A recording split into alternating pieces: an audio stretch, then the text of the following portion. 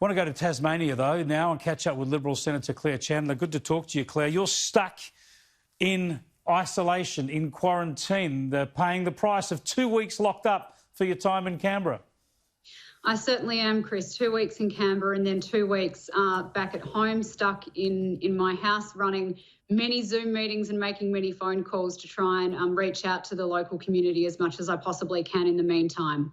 The price that some people are prepared to pay to work in the madhouse in Canberra, good on you. Now, just on what's happening in Canberra, the announcement today about fuel security, we've talked about that issue previously on this program. Australia is dangerously exposed. How quickly can this new initiative get that storage into place? Well, as the Energy Minister Angus Taylor announced today, Chris, it's going to be something within the next budget, which I think is a very exciting announcement and is really reflective of the action that this government is taking based on the public sentiment that we're hearing time and time again during particularly the COVID-19 crisis, that Australia needs to do more to shore up our supply chains and our national storage of fuel particularly, but I think more generally do as much as we can on the island that is Australia so that we don't find ourselves susceptible to what might be going on elsewhere in the world if those supply chains are interrupted. Yeah, we've got to do it. It's a good initiative and more detail to come. I want to talk to you again about these transsexual issues in sport that we've talked to you about before. You've made some very sensible comments, fearing for the safety of girls and women in sport when they're up against transsexual athletes, and you've raised issues about whether or not transsexual athletes will be using the same change rooms and facilities as girls and women. And for your trouble, mouthing quite straightforward concerns, you've been subjected to a complaint and you're having to go through this sort of equal opportunity Tasmania inquiry. It's almost like a court case, isn't it? That's exactly right, Chris.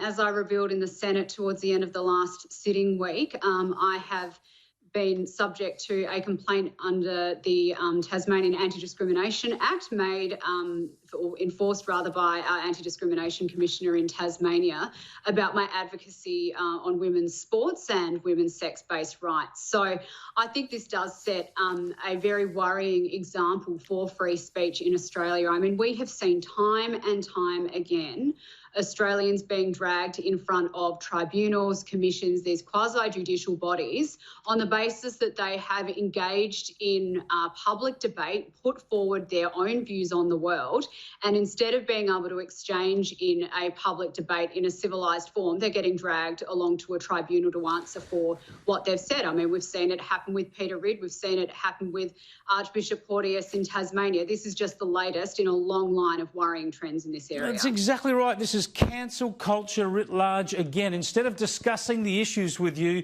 they want to try and silence you, punish you with this process. The article that they're so up in arms about, you wrote that you don't have to be a bigot to recognise the differences between the male and female sexes and understand why in women's sports single-sex change rooms and toilets are important. And they actually accuse you of inciting hatred against transsexual people. Now, they've dropped the incitement part. The Equal Opportunity Commission is saying it doesn't amount to incitement, but they're still pushing you through this process that it could be exposing people to ridicule and the like. Do you have to go through this, or what would happen to you if you just turned your back on this process, says it's ridiculous, you said it was ridiculous, and I'll have nothing to do with it?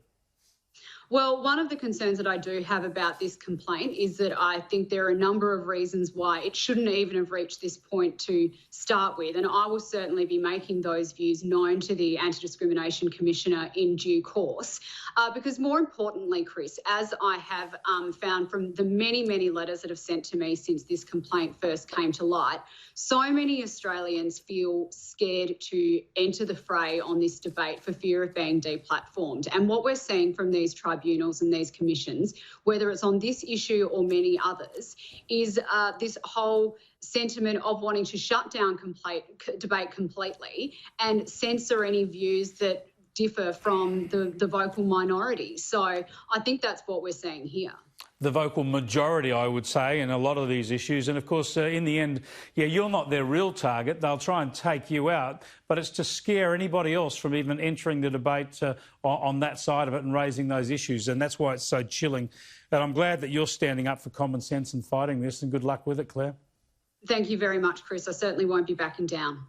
Senator Claire Chandler there from her home. As you heard, she's in isolation, and there are a lot of politicians around the country isolating at home after their time in Canberra Federal Parliament.